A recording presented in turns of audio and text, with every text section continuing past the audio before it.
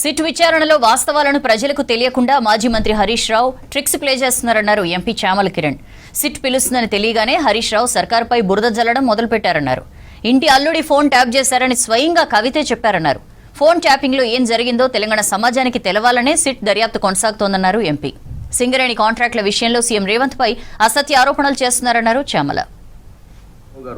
మీరు ప్రతిసారి సిట్ అనే దర్యాప్తు జరుగుతున్న సమయంలో రేపు ఎల్లుండో సిట్టు పిలుస్తుందనగానే తెలంగాణ ప్రభుత్వం మీద ఏదో ఒక ఆరోపణ చేసి అవాక్కులు చెవాక్కులు చెప్పి తెలంగాణ సమాజాన్ని పక్కదో పట్టించి సిట్టు దర్యాప్తును కూడా పక్కదో పట్టించి సిట్టు దర్యాప్తులో జరుగుతున్న అంశాలు కూడా ఎవరు వాస్తవాలు అనుకోవద్దని ట్రిక్స్ అండ్ ట్రేడ్స్ ప్లే చేస్తున్నాం.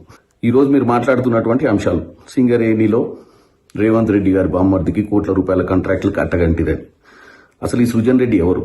ఈ సృజన్ రెడ్డి గతంలో ఎమ్మెల్యేగా మొన్న ఎలక్షన్లో ఓడిపోయి ఈ మధ్య సర్పంచ్ ఎన్నికల్లో కూడా మీ పార్టీ తరఫున సర్పంచ్లను గెలిపారని పాలేజ్ నియోజకవర్గంలో ఉన్నటువంటి ఉపేందర్ రెడ్డి గారి సొంత అల్లుడు. మీరు గతంలో కూడా ఇదే సృజన్ రెడ్డి మీద ఇదే రేవంత్ రెడ్డి గారిని వారి సంబంధాలను అంటగట్టి వారి బామ్మర్ది అవుతాడని చెప్తే రేవంత్ రెడ్డి గారు